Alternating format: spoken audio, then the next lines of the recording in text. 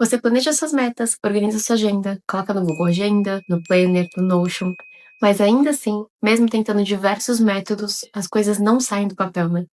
E eu sei como isso é frustrante, porque você vê vídeos, pede dicas, vê as pessoas conseguindo evoluir, mas parece que nada funciona pra você. Mas fica nesse vídeo que você vai entender por que isso está acontecendo com você e como você pode ajustar para melhorar o seu planejamento e realmente conseguir atingir suas metas, tá bom? Mas antes de mais nada, se você não me conhece, muito prazer, meu nome é Fernanda Ribeiro, mas pode me chamar de Fê. Eu sou psicóloga clínica e falo sobre desenvolvimento pessoal por aqui. E a primeira coisa que eu quero que você entenda é que nenhum método de organização é errado. Na verdade, a gente precisa entender qual que é o método que funciona melhor pra gente. O que fica melhor na nossa rotina. Então não, você não precisa procurar mais métodos de como se planejar. O que na verdade pode estar acontecendo é algo muito mais sutil e por isso que talvez você não tenha percebido. A questão é que a organização, ela pode virar uma fuga emocional. Ou seja, você está se organizando para evitar sentir algo. Por exemplo, você faz uma lista de tarefas, mas evita começar justamente pela tarefa que é mais importante, para você evitar se sentir ansiosa. Só que é assim que pode nascer um ciclo, onde quanto mais você tenta se organizar, menos você age.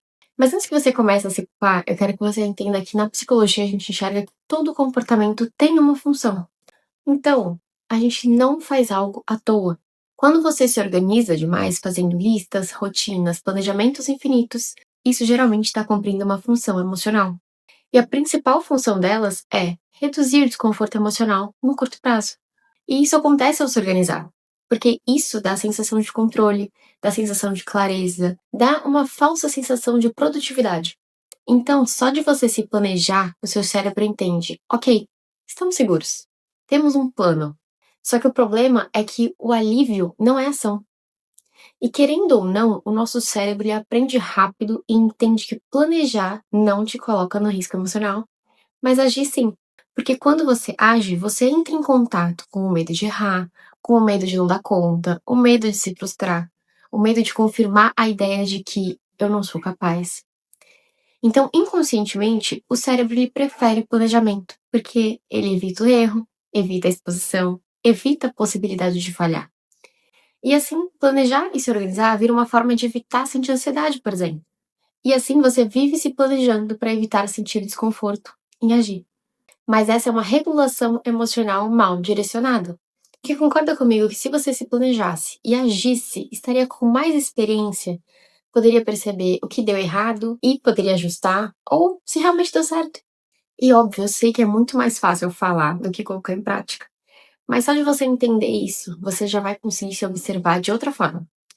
Talvez você comece a ver que você passa horas se organizando a semana perfeita, mas quando chega segunda-feira, você trava.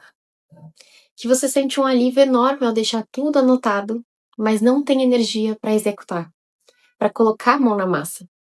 E talvez também você perceba que consome muito conteúdo de produtividade, mas ainda assim sente que nunca está pronto o suficiente para colocar em prática.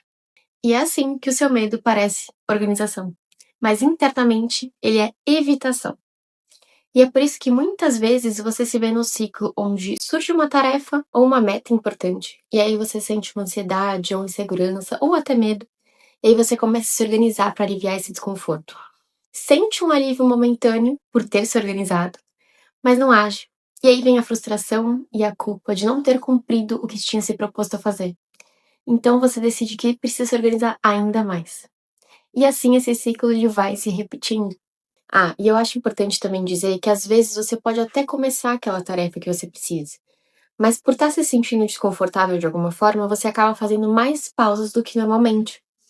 Ou seja, você vai parar para beber água, você vai parar para ir no banheiro, você pega o celular para se distrair, e assim você vai procrastinando aquela tarefa. E eu sei que você pode ter se identificado e até mesmo pensar que realmente isso é algo normal, até porque no começo esse comportamento ele realmente parece inofensivo. Mas com o tempo, o impacto dele pode ser muito grande, porque você começa a duvidar da sua própria capacidade, sentir que todo mundo consegue, menos você. Associar metas com frustração e se sentir cansada sem ter realizado quase nada. E o mais delicado é que a sua autoestima, ela começa a corroer, porque você se vê como alguém que planeja bem, mas não executa. E se você não executa, muito provavelmente você não tem muitos resultados. E isso acaba influenciando na sua autoestima, na sua autoconfiança. Porque você pensa que você vai fazer algo, mas você não faz. Então, você acaba não confiando mais tanto em você mesmo.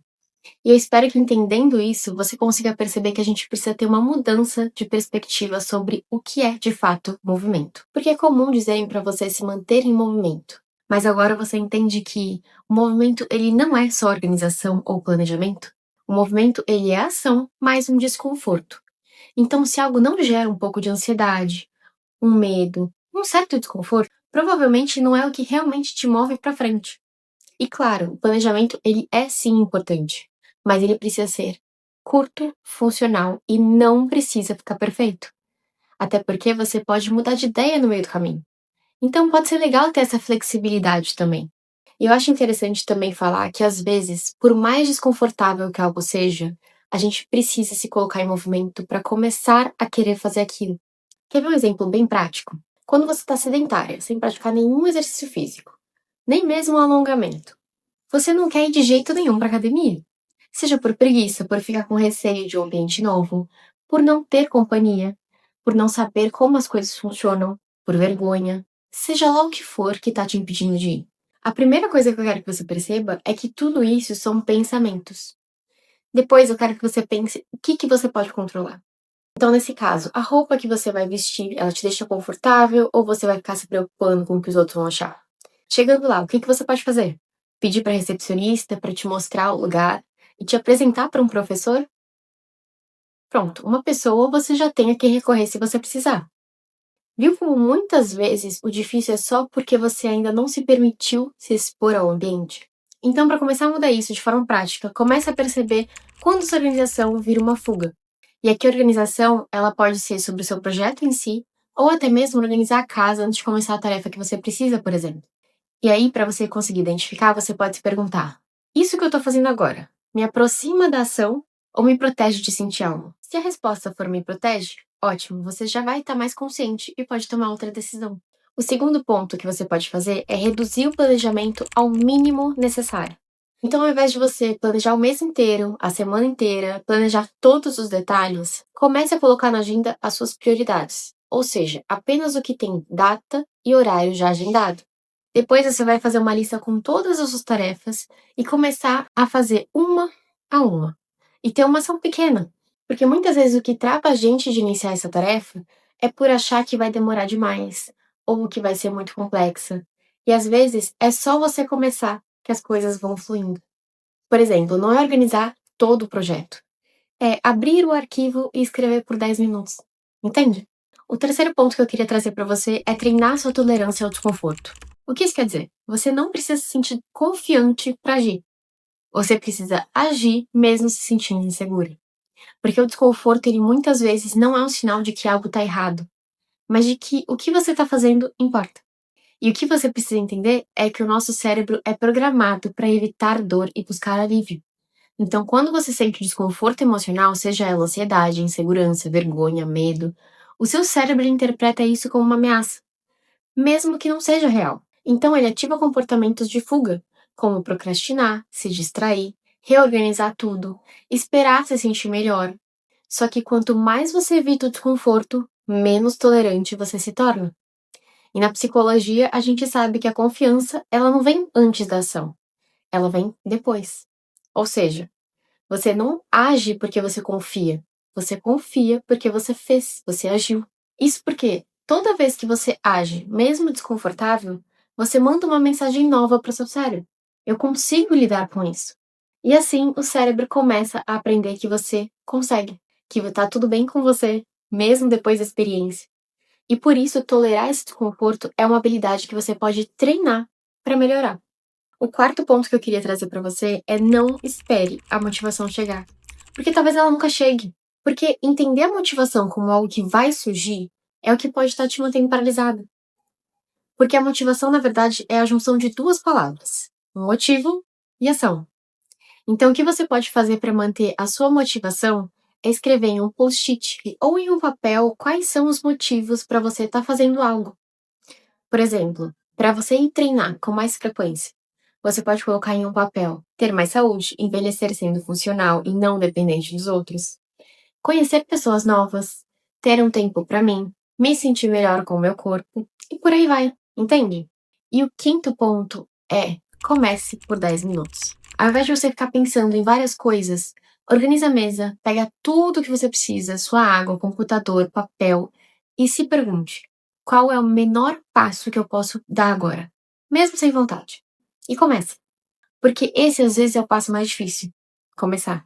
E agora que você saiu dessa inércia, talvez simplesmente continue a tarefa por ver que não era algo tão difícil como você imaginava. E se você perceber, tudo que a gente falou até aqui aponta para uma mesma direção, de que você tem evitado porque o seu cérebro aprendeu a te proteger do desconforto, mas que acabou te protegendo demais. E quando isso acontece, você não deixa de fazer as coisas porque você não quer. Você deixa de fazer porque tem medo de sentir. E para que você consiga ajustar isso, para quebrar esse ciclo, você vai precisar ter coragem.